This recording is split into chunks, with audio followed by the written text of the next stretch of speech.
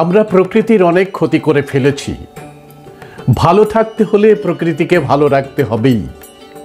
এই ক্ষতিপূরণের বিধান আছে আদিবাসী জ্ঞান ভাণ্ডারে।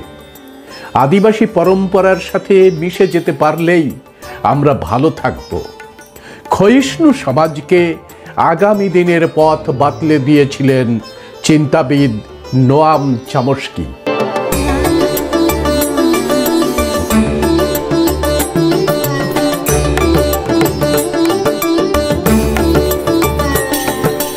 প্রিয় দর্শক, আপনারা সকলেই জানেন যে উন্নয়নের নামে আদিবাসীদের হাত থেকে কেড়ে নেওয়া হচ্ছে জল, জঙ্গল, জমি, পাহাড়, ঝর্ণা, নদী। জল প্রকল্পের নামে ডুবিয়ে দেওয়া হচ্ছে হাজার হাজার আদিবাসী গ্রাম। খনিজ সংগ্রহের নামে ডিনামাইট দিয়ে গুঁড়িয়ে দেওয়া হচ্ছে ছোট বড় পাহাড়। জঙ্গল কেটে ধ্বংস করা হচ্ছে সবুজ বনানী। পাথর খাদানের নামে, কয়লা খনির নামে আকাশ বাতাস দূষিত করা হচ্ছে। ফসিল ফুয়েল জ্বালিয়ে পরিবেশের মধ্যে মিশিয়ে দেওয়া হচ্ছে বিষ। পাহাড়, জঙ্গল, নদী হয়ে যাচ্ছে বানিয়াদের প্রমোদ কানন এবং পণ্যের বেসাতি। লোভী বানিয়ারা প্রকৃতির অঙ্গ থেকে খুবলে খুবলে অলঙ্কারগুলি কেড়ে নিয়ে একেবারে নিঃস্ব, রিক্ত এবং উলঙ্গ করে ছুঁড়ে ফেলছে তাকে। সংবিধানকে অমান্য করে, আইনকে বুড়ো আঙুল দেখিয়ে অথবা অকেজো করে দিয়ে চালানো হচ্ছে এই ধ্বংসলীলা। মানা হচ্ছে না ছোটনাগপুর টেনেন্সি অ্যাক্ট, বনাধিকার আইন 2006। গ্রাম সভাগুলিকে মান্যতা দেওয়া হচ্ছে না। আদিবাসীদের পারম্পরিক আচার আচরণগুলিকে ধ্বংস করে দিয়ে তার উপরে চাপিয়ে দেওয়া হচ্ছে অনাদিবাসী বিচারধারা। উন্নয়নের নামে উজাড় করে দেওয়া হচ্ছে লক্ষ লক্ষ আদিবাসী গ্রাম। সর্বোপরি প্রকৃতিকে ধ্বংস করে দিয়ে ডেকে আনা হচ্ছে উষ্ণায়ন এবং জলবায়ু পরিবর্তন। গত 28শে ডিসেম্বর এবং 29শে ডিসেম্বর 2024 এই সকল বিষয় নিয়েই বাঁকুড়া জেলার শুশুনিয়া পাহাড়ের পাদদেশে আদিবাসী ভাবনা শিবিরের আয়োজন করে রুরাল ডেভেলপমেন্ট সোসাইটি এবং জয় ভীম ইন্ডিয়া নেটওয়ার্ক। বিভিন্ন জেলার আদিবাসী নেতৃবৃন্দ, আদিবাসী গুরুদের নিয়ে এই চিন্তন শিবির আয়োজন করেন কল্যাণ কুমার কিস্কু এবং শরদিন্দু বিশ্বাস। এগিয়ে আসেন URI এর রিজিওনাল কোঅর্ডিনেটর বিশ্বদেব চক্রবর্তী। আদিবাসী এবং প্রকৃতি যে ওতপ্রোতভাবে জড়িত তা জানিয়ে দিয়ে মিলন মান্ডি বলেন, তাহলে সেই ডেভেলপমেন্টের কোনো মূল্য নেই। আমার গাড়ি বাড়ি, MLA MP মন্ত্রী নেতা হওয়ার চেয়ে, ধন সম্পত্তি হওয়ার চেয়ে আমি সাঁওতাল হিসাবে জন্মগ্রহণ করেছি, সাঁওতাল হিসাবে যাতে মরি।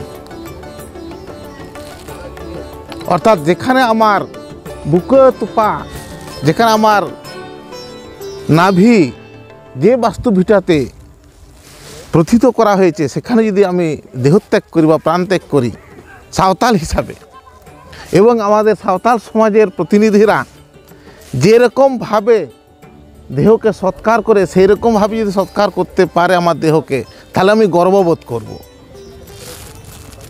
তো আমি একবার আজ থেকে 25 বছর আগে আমাদের বাবু বলছিলেন যে জ্ঞান, সেই বিষয়ে দু একটা কথা বলবো। তো আমি আজ থেকে 25 বছর আগে যদি আমরা বলি গোটা পশ্চিমবঙ্গে বা ভারতবর্ষে একটা বিপ্লবের জায়গা, জ্ঞানের জায়গা, আদিবাসী সত্তার প্রতিনিধিত্বের জায়গা হচ্ছে বেলপাহাড়ি। সেই বেলপাহাড়িতে 25 বছর আগে গিয়েছিলাম। এমন একটা বাড়িতে গিয়েছিলাম, সেখানে একজন বয়স্ক বৃদ্ধা মহিলা বা বুড়ি বা বুড়ি ছিলেন। তার শরীর একদম কালো, মানে আমার এই প্যান্টের মতন কালো, চুলটা একদম সাদা, এই সুমিত বাবুর মতন, সুমিত দার মতন চুলটা, মাথার চুল, আর সাদা আলতা পাড় সাদা শাড়ি উনি গায়ে দিয়েছেন। তো আমাদের সমাজে যেটা নিয়ম, আমি গেলাম, তো উনি ঘটি জল নিয়ে আমাকে অভ্যর্থনা জানালেন। আর আমি নমস্কার করার জন্য মানে জোহার করার জন্যে মানে যেটা করা হয় আর কি করলাম, উনি কিন্তু আমার নমস্কারটা গ্রহণ করলেন না। উনিও এক ঘটি জল নিয়ে গেলেন বাইরে, হাত পা পরিষ্কার করে এলেন এবং এইরকমভাবে উনি দাঁড়ালেন। তার মানে আমিও হাত পা ধুয়ে চলে এলাম, তারপরে এরকমভাবে দাঁড়ালেন, তার মানে উনি নমস্কার খুঁজছেন আমার কাছে, জোহার খুঁজছেন আর কি। তো আমি ওনাকে নমস্কার করলাম। তো আমি জিজ্ঞাসা করেছিলাম সেই বৃদ্ধ মহিলাকে যে আমি প্রথমে যখন আপনাকে জোহার জানাচ্ছিলাম তখন আপনি জোহারটা গ্রহণ করলেন না, ঘটি জল নিয়ে বাইরে গেলেন, হাত পা ধুয়ে এলেন, তারপরে আপনি জোহারটা গ্রহণ করলেন বা খুঁজলেন, এটা কেন? তখন উনি আমাকে একটা জ্ঞান দিয়েছিলেন। তো সেই জ্ঞানটা কীরকম, মানে উনি একটা কোটেশন বলেছিলেন যে বিড়া দয় বাবা কানা, ধরতি দয় আয়ো কানা, চাঁদো দয় মামা কানা, বালা শাখা দুকিন কয় কানা।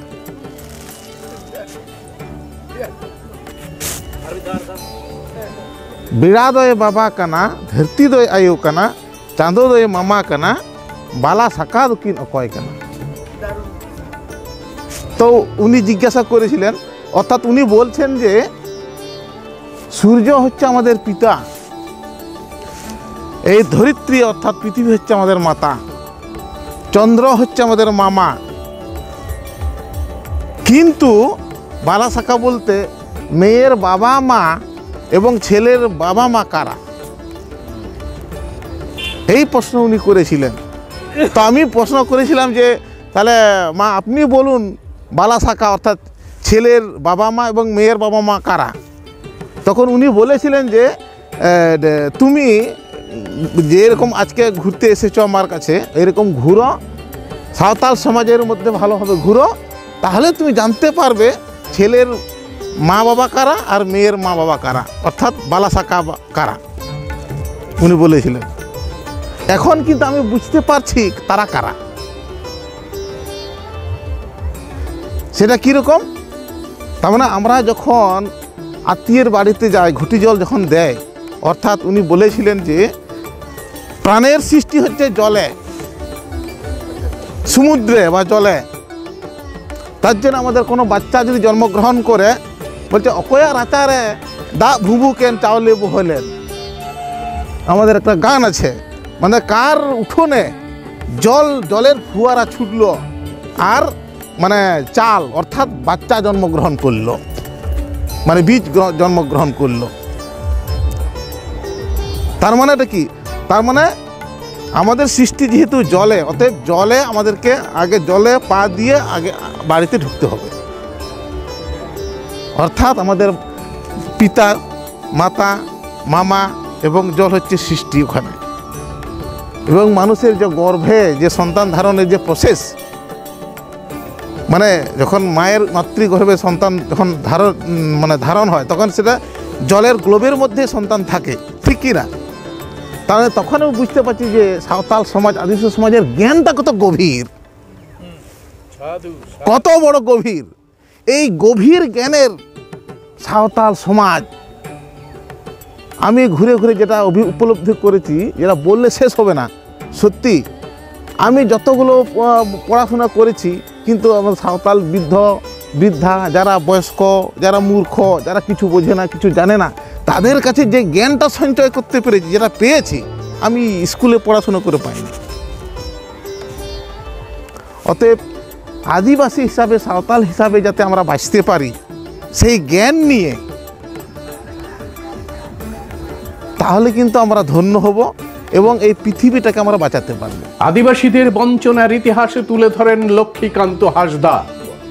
আবেগবশত আমরা কাজ করি, আদিবাসী সমাজ এখন আবেগবশত হয়ে গেছে, যেটা বাস্তবে দেখা যাচ্ছে।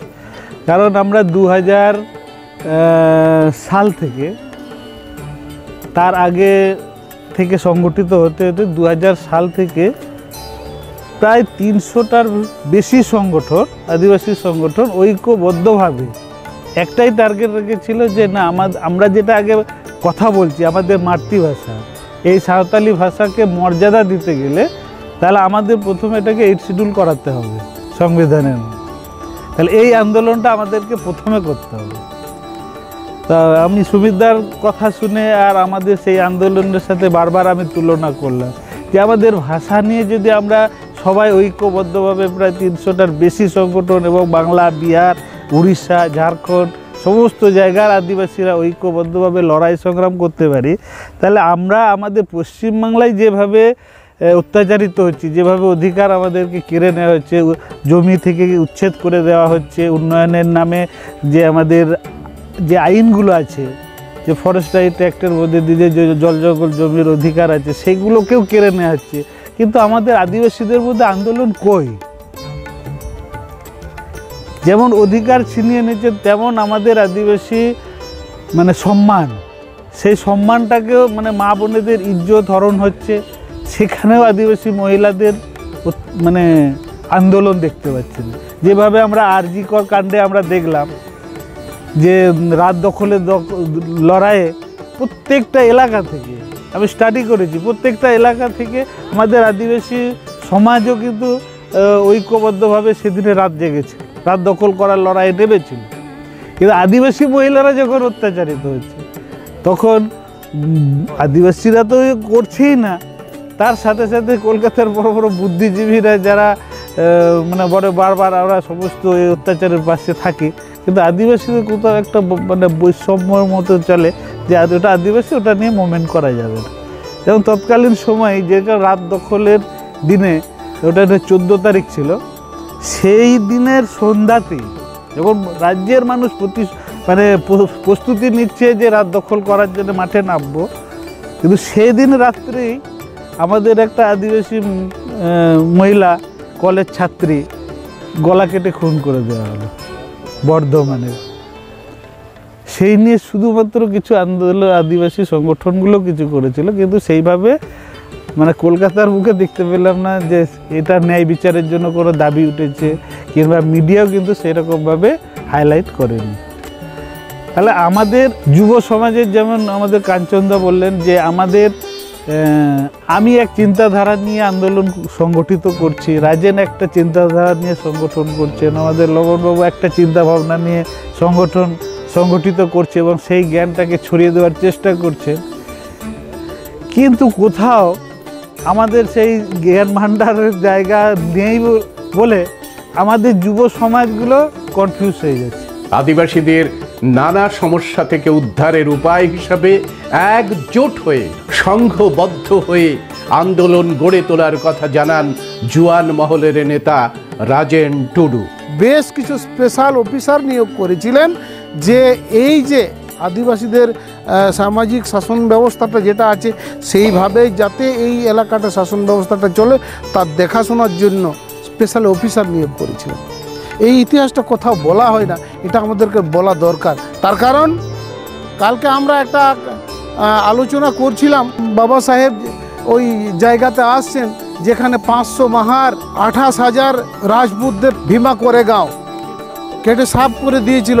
ওখানে বাবা সাহেব ভীমরাও আম্বেদকর আসতেন, প্রত্যেকটা বছর আসতেন এবং প্রত্যেকটা বছর এসে ওই জায়গাটাকে শৌর্যের প্রতীক জায়গাটা। তো আমরা এইটা আমরা কখনোই বলি না যে সাঁওতাল পরগনাটা কিন্তু আবু আদিসম আবু রাজ প্রতিষ্ঠার প্রথম যে প্রতিষ্ঠা করেছিল, অতএব এইটাকে আমাদের সব জায়গায় আবু আদিসম আবু রাজ প্রতিষ্ঠা করার আগে এইটাকে কিন্তু স্মরণ করা দরকার। তো ইতিহাসটা যদি, প্রকৃত ইতিহাসটা যদি আমরা না জানতে পারি তাহলে লড়াই করার জায়গাটা পাবো না। তাহলে প্রতিষ্ঠা করা যায়, যেটা ব্রিটিশ রাজেও করতে পেরেছিল আদিবাসীরা, এখনও প্রতিষ্ঠা করা যায় যদি সেই রকমভাবে আমরা আন্দোলনটাকে চালাতে পারি।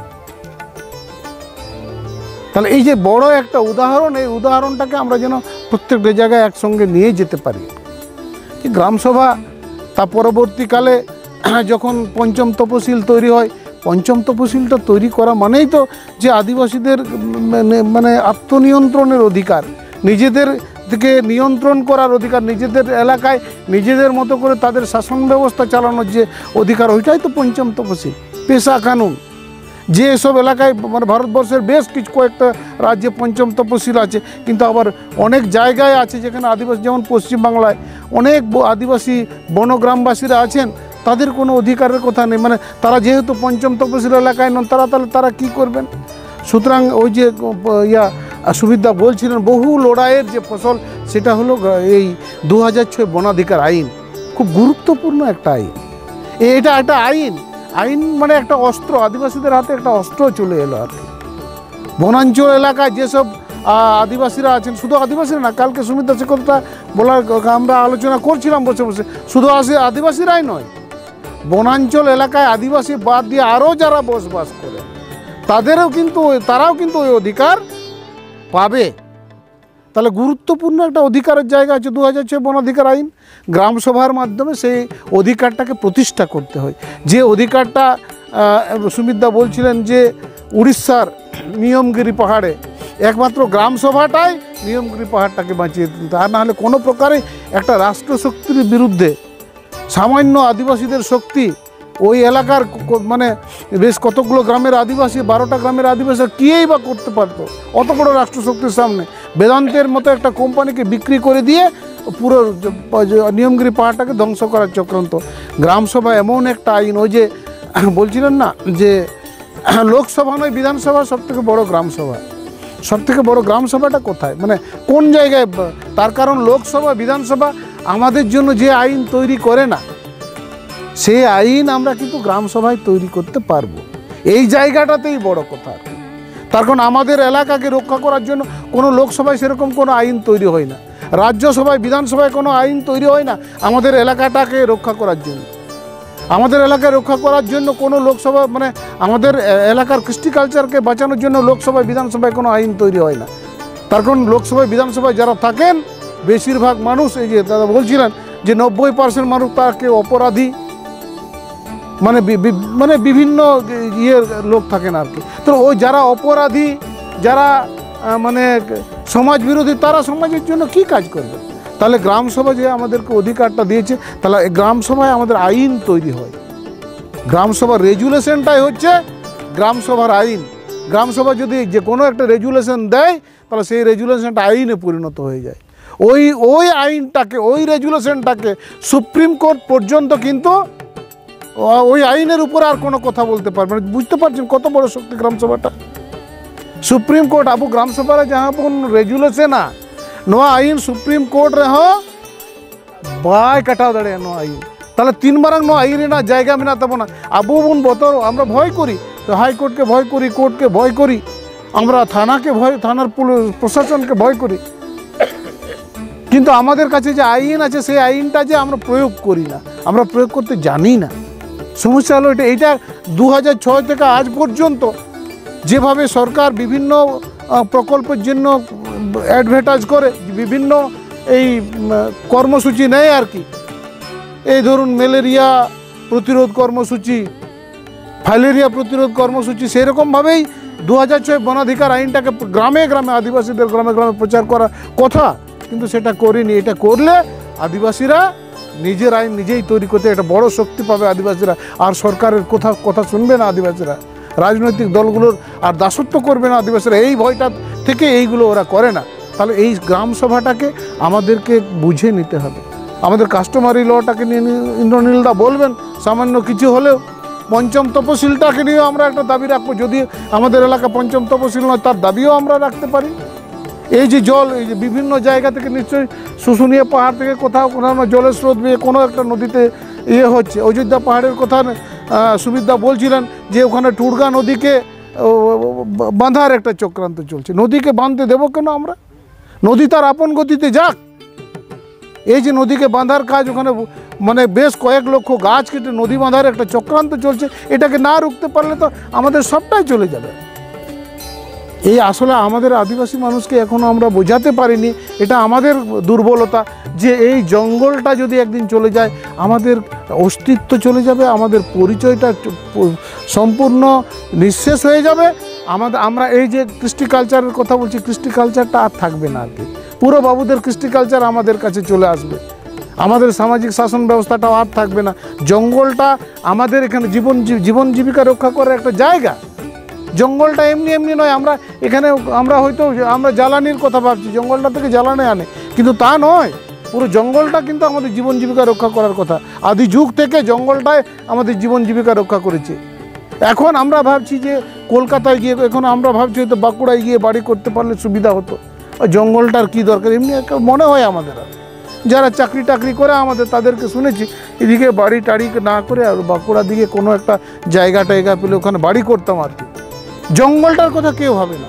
ওরা চাকরি টাকা পয়সা আছে ওদের, কেউ কলকাতায় বাড়ি করতে চায়, কেউ বাঁকুড়ায় বাড়ি, কেউ দুর্গাপুরে যেতে চায়।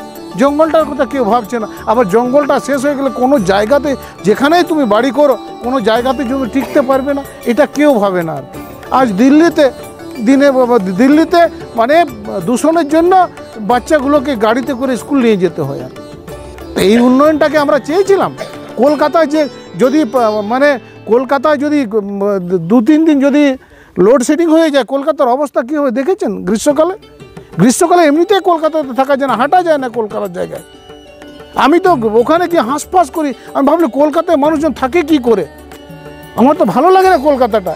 তো এই কলকাতার এই উন্নয়নটাকে আমরা চেয়েছিলাম যে এইভাবে একটা নগর সভ্যতা তৈরি হোক। আমরাও কি চাইছি এই যে শুশুনিয়া পাহাড়টাকে শেষ করে এখানে বড় বড় শিল্পপতিরা আসুক, এখানে শিল্প হবে, নগর সভ্যতা হবে, সবার জীবনযাত্রার উন্নতি। ওইরকম উন্নতি তো আমরা আদিবাসীরা চাইছি না।